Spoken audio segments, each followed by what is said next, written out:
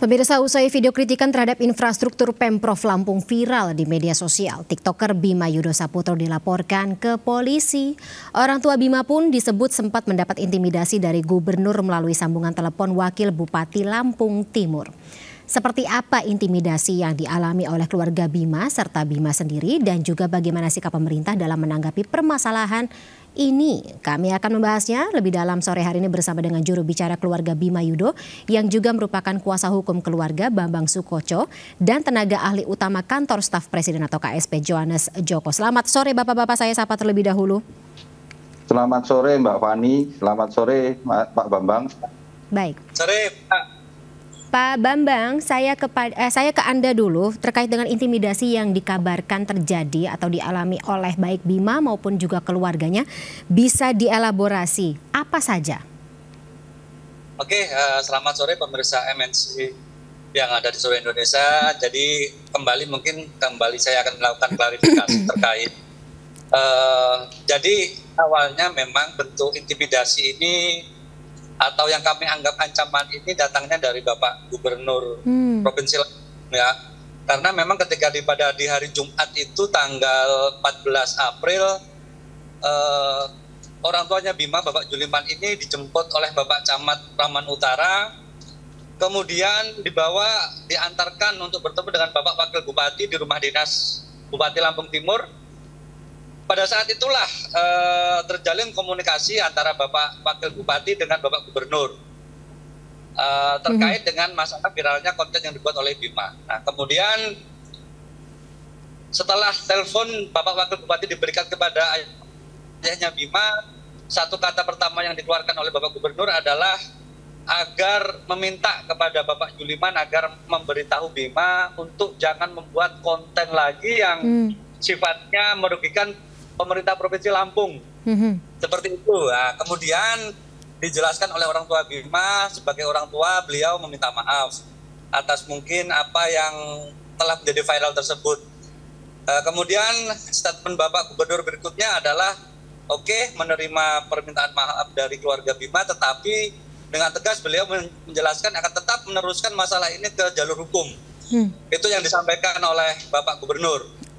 Nah, kemudian inilah yang kami anggap atau kami rasakan sebuah ancaman atau intimidasi karena ini datang dari orang nomor 1 di Provinsi Lampung begitu, Bu. Bapak izin karena kami hanya orang desa, kami hanya orang kecil yang kami tidak mempunyai kekuatan apapun untuk bisa melawan itu begitu. Jadi itulah yang kami anggap intimidasi gitu, Pak. Oke. Gitu, Pak. Tapi Pak Bambang, paralel dengan ketika kuasa hukum ini juga membuat sebuah langkah tersendiri begitu ya terkait dengan intimidasi yang dilancarkan atau dilangsungkan begitu kepada Bima dan juga keluarga. Di lain sisi juga ada ya katakanlah tuntutan begitu juga Bima sendiri, TikToker tersebut juga dilaporkan ke meja hijau atau katakanlah ke hukum. Seperti apa langkahnya atau seperti apa yang akan dilakukan oleh kuasa hukum? Oke, yang pastinya kami masih akan mengikuti dulu prosesnya ya, karena informasi ini juga baru kami terima siang ini, ketika kemarin itu masih dalam bentuk pengaduan tertulis ya dari saudara pengacara siapa namanya itu saya lupa yang melaporkan ke Polda Lampung. Ya betul, hari ini kami baru mendapat informasi bahwa sudah ada LP atau laporan polisi terkait dengan undang-undang saya lupa tidak memastikannya itu. Kami berterima hari ini dan pastinya karena kami adalah warga negara yang taat hukum, kami akan mengikuti dulu prosesnya, Mbak. Jadi nanti setelah memang ada mungkin panggilan dari pihak Polda Lampung atau apapun, baru kami akan mencoba untuk menentukan langkah berikutnya, Mbak. Siap. Oke. Kalau begitu sekarang saya ke Pak Johannes. Pak Johannes, ini pendapat Anda juga sudah dikutip oleh awak media terkait dengan dari KSP sendiri, dari pemerintah pusat sendiri sebenarnya membuka pintu selebar-lebarnya untuk kritik dan juga masukan apapun dari masyarakat. Dari Pak Presiden sendiri mungkin apakah ada semacam imbauan begitu ketika langkah-langkah atau kritik-kritik yang disampaikan kepada pemerintah Lampung atau Gubernur Lampung ini justru malah berbalik seperti tadi katanya Pak Bambang gitu, ada bentuk intimidasi yang dilancarkan oleh Gubernur Lampung kepada Bima. Iya, terima kasih Mbak Fani. Selamat sore para pemirsa MNC di seluruh Indonesia. Pertama, yang harus sama-sama kita pahami, Mbak, bahwa dan ini kita yakini juga bahwa yang namanya masukan, kritik itu adalah sesuatu yang sah dan legal di mata hukum. Dan kritik apapun bentuknya untuk perbaikan itu memang kalau kita melihat kritik itu kan biasanya orang melihat itu sebagai pil pahit kan. Tetapi pil pahit ini ya harus diminum, harus ditelan begitu. Sekali lagi ini kan untuk perbaikan kita bersama dan memang posisi kantor staf presiden, kami pun atas saran Bapak Kepala Staf Pak Muldoko selalu membuka pintu terkait masukan dan kritik yang diberikan oleh berbagai pihak. Sekali lagi kritik ini untuk perbaikan-perbaikan kita ke depannya. Memang tentu kalau saya mencermati, saya belum dapat detail mengenai laporan yang dilakukan oleh pengacara Ansori ini terkait dengan Bima, tetapi kalau tidak salah ini terkait dengan Undang-Undang ITE. Posisi Bapak Presiden dan posisi kami pun di kantor staf Presiden itu pun juga Bapak Presiden sendiri juga sudah mendorong, Mbak, untuk Undang-Undang ITE ini untuk dilakukan revisi, bahkan sejak 2021. Kalau nggak salah surpresnya Presiden itu di akhir Desember 2021 terkait Undang-Undang ITE ini juga sudah didorong dan sekarang ini tentu dalam proses-proses pembahasan dengan legislatif. Terkait dengan apa yang disampaikan oleh Bima, ya kalau kami memaknainya memang ini kan teman-teman muda begitu, Mbak, anak-anak muda yang mereka memiliki kecintaan. Jangan salah loh, Mbak. Orang kalau memberikan kritik itu artinya dia memiliki memperhatikan begitu. Orang bisa memberikan masukan berarti dia kan memperhatikan. Kalau dia memperhatikan berarti dia memiliki kepedulian begitu. Maka sebaiknya apa yang dilakukan Bima ini harus dimaknai sebagai sebuah kepedulian begitu. Apalagi usianya Bima kalau nggak salah masih muda sekali. Ini kan kepedulian yang luar biasa dari anak-anak muda kita, orang-orang muda kita yang mereka peduli untuk melihat lingkungan sekitarnya, yang mereka cinta kepada tanah kelahirannya, yang mereka cinta kepada tanah. Pak Johannes, ada di luar negeri, tetapi kecintaannya kepada tanah kelahirannya ini kan patut kita apresiasi, walaupun memang ya dalam kritik yang diberikan ya namanya anak muda ada ekspresi kekesalan, ya kita harus memaknai ini adalah masukan seorang anak kepada bapaknya gitu, kepada pemerintahnya begitu, Mbak. Makanya lebih baik ya jangan juga dikit-dikit didorong ke jalur hukum, dikit-dikit didorong ke jalur hukum. Harus dipahami konteksnya, Mbak. Jangan hanya sekedar teksnya saja. Itu, Mbak. Jadi menyamakan perspektif ya. Betul, Mbak. Jadi memang kita harus sama-sama menyamakan perspektif dan juga kami coba sedang berkomunikasi dengan teman-teman aparat penegak hukum di Lampung untuk ya kita tempatkan lah ini secara proporsional begitu, kita gunakan kebijaksanaan kita dalam melihat persoalan ini, karena toh yang disampaikan Bima itu kan sebenarnya memang faktanya seperti itu dan itu bahkan sekarang diamini oleh banyak sekali masyarakat Lampung melalui berbagai konten-konten tambahan. Ini kan luar biasa begitu, Mbak, karena kalau selama ini orang-orang muda kalau dia ingin menyampaikan sesuatu ya bisa melalui berbagai sarana gitu. Misalnya salah satunya juga turun ke jalan, aksi unjuk rasa begitu. Tapi kan aksi unjuk rasa ini malah justru banyak merugikan masyarakat banyak kan. Tetapi yang dilakukan Bima melalui media ya ini memang wahananya, ini memang fenomenanya, dan fenomena ini harus kita maklumi. Para pejabat pemerintah baik di pusat maupun di daerah, justru malah fenomena ini harus kita raih, kita rengkuh, kita rangkul begitu, Mbak. Jangan justru malah dimusuhi.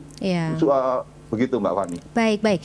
Bicara mengenai penyampaian, ini saya akan kembali lagi kepada Pak Bambang terkait dengan penyampaian ini yang juga menjadi sebuah materi untuk menuntut Bima atau yang disampaikan oleh Ginda Ansori gitu untuk menuntut Bima, karena bicara mengenai Undang-Undang ITE, ada hal yang disampaikan oleh Bima dalam penyampaiannya di media sosial membawa konteks provinsi Dajjal begitu ketika dia mengadres Provinsi Lampung. Ini juga yang menjadi materi atau Undang-Undang ITE tersebut. Bagaimana dari tanggapan atau kuasa hukum sendiri?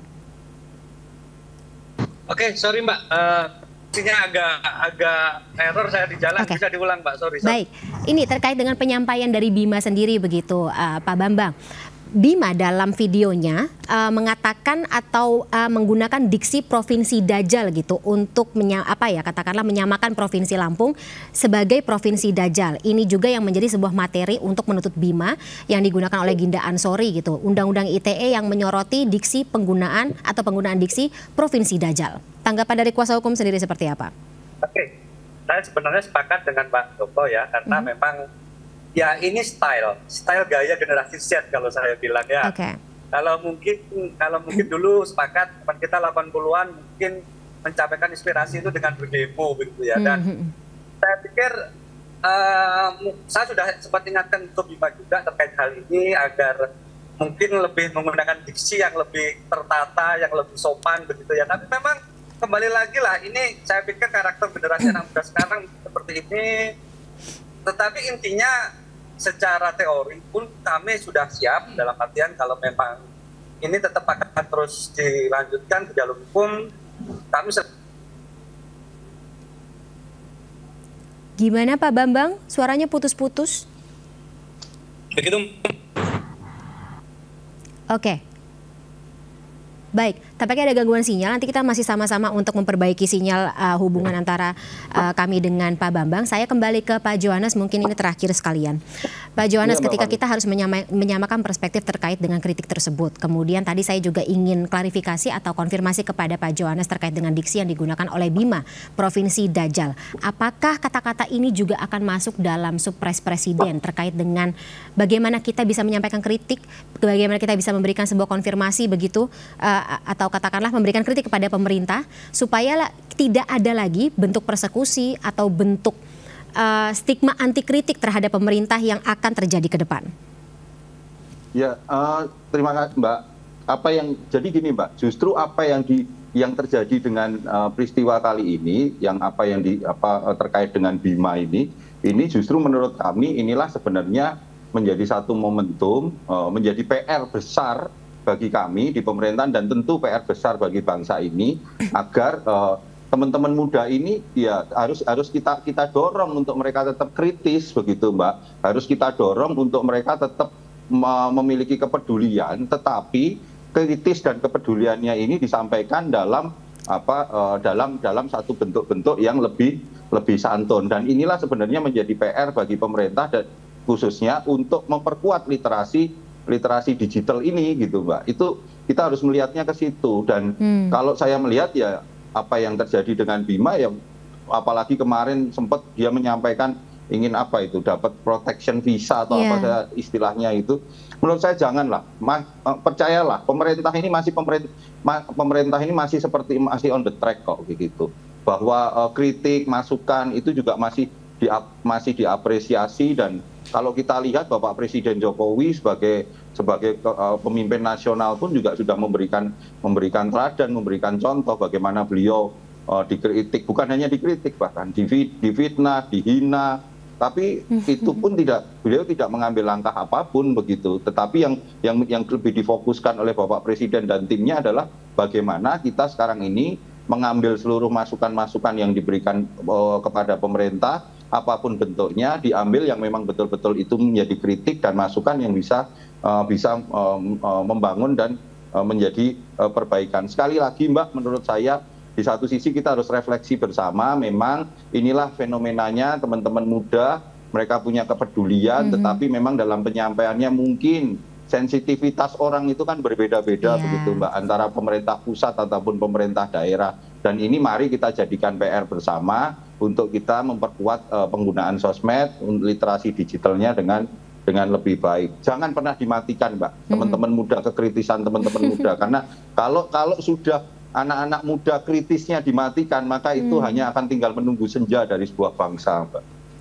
Sebuah tagline yang sangat harus dimengerti atau lagi-lagi disamakan perspektifnya begitu. Tidak hanya pemerintah pusat, pemerintah daerah, dan juga kami generasi muda yang bisa menyampaikan kritik dan juga apresiasi terhadap apapun program dari pemerintah.